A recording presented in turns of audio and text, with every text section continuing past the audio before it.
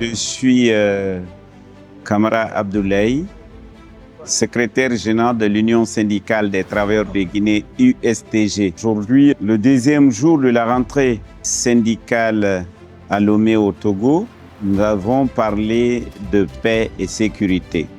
Comme vous le savez, notre région aujourd'hui est menacée. Je prends spécialement le cas de l'Afrique de l'Ouest. Quand vous prenez le cas de l'Afrique de l'Ouest, il y a des rébellions, il y a aujourd'hui des conflits armés et c'est ce qui fait qu'il est très difficile de vivre dans la région sahélienne.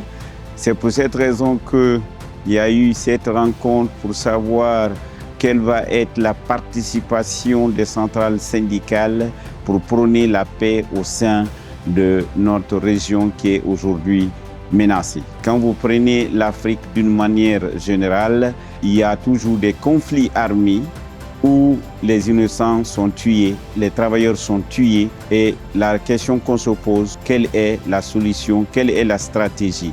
Je prends par exemple le cas du Soudan.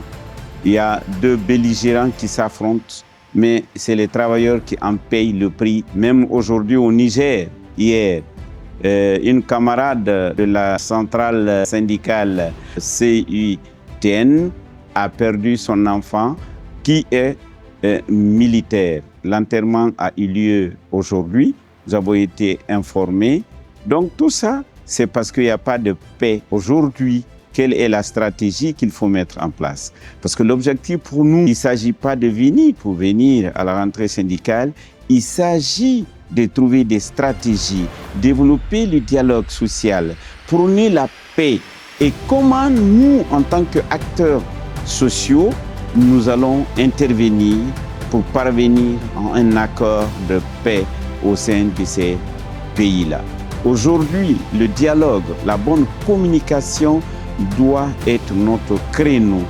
Et nous avons eu des éminents intervenants, le prêtre de l'Église catholique. Il y a également le représentant du centre de Kofi Annan, chargé de la paix, qui est également venu. Et il y a eu d'autres intervenants parmi nous, les secrétaires généraux comme Djibrila du Niger, qui ont intervenu. Et il y a eu des interventions pour que nous puissions ensemble trouver une stratégie pour que l'Afrique soit un continent de paix. Aujourd'hui, à cause de la pauvreté, aujourd'hui, à cause de nos recherches, aujourd'hui, à cause des différends qui opposent les élites de l'Afrique, il y a des conflits armés. Et ces conflits armés, c'est la population qui les paye, c'est les travailleurs qui les payent. Aujourd'hui, on est dans une précarité en Afrique.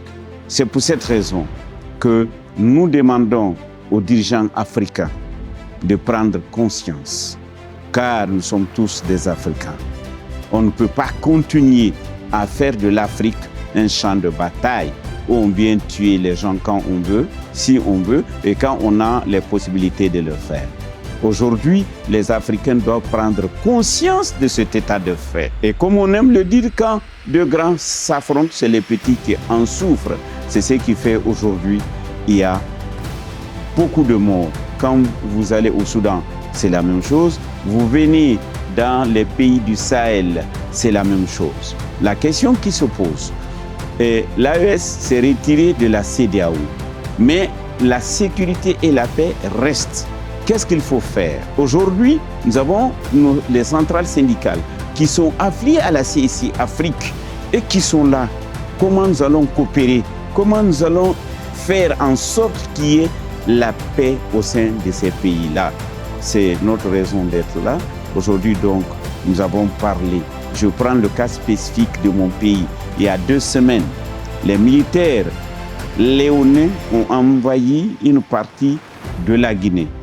Il a fallu l'intervention des militaires guinéens. Et heureusement, il y a eu un mini-sommet en Guinée où le président léonais, le président libérien et guinéen s'y sont retrouvés. Ils ont trouvé un accord. Et aujourd'hui, nous disons merci parce qu'il y a eu de très bonnes interventions, de très bonnes déclarations de la part de ces présidents qui ont décidé de ne pas déclencher un conflit armé entre nous, car nous sommes des voisins, mais nous sommes des très bons voisins. Si cela se passait dans ces différents pays, nous pensons qu'il n'y aurait pas eu de conflit armé.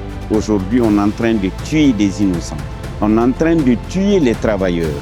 Et nous sommes les défenseurs de ces travailleurs-là. Il y a une précarité. Donc, nous demandons à nos États, à nos premiers responsables de prendre conscience de cet état et d'épargner cette population qui en a souffert durant des années. Je vous remercie.